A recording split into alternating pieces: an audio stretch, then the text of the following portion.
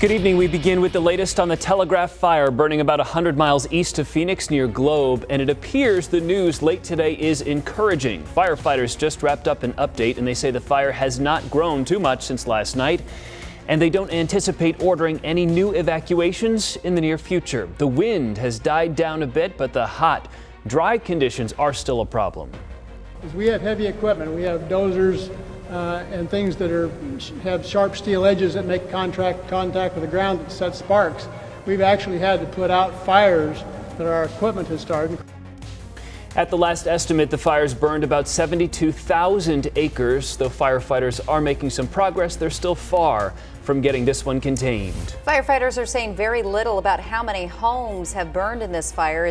Here's a look at one cabin. It is House Speaker Rusty Bauer's longtime family cabin. As you can see, there's not much left there. Fire officials are only saying they do know we've lost homes or buildings. They're just not sharing any more details beyond that. And they say at this point, deputies are just trying to find out who owns what. Our Carissa Planup live again in Globe tonight with the latest. Carissa?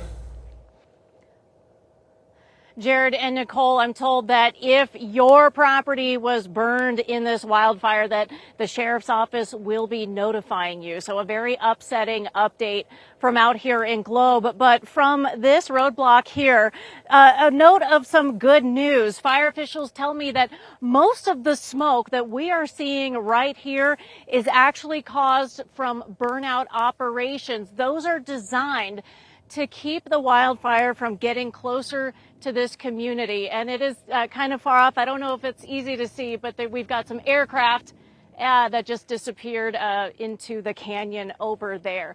Now, fire officials are still very worried about the wind, strong winds that are heading this direction. And with them, those gusts are bringing these very thick, heavy pieces of ash our way.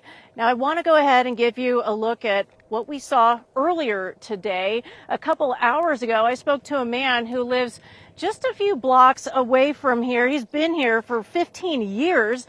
Robert Maury and his wife are all packed up and they're ready to roll if and when they get that alert that it is time to go.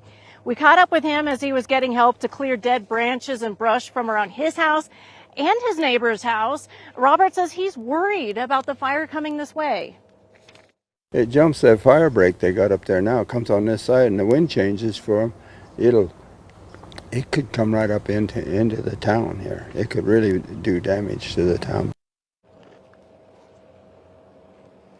Now, earlier I spoke with the owner of this home up here. He took a break from work to douse it with his garden hose, so he's been checking on his property out here. But the good news is fire crews are doing everything they can to keep this fire at bay, and we now know that there are more than 700 people working the Telegraph Fire.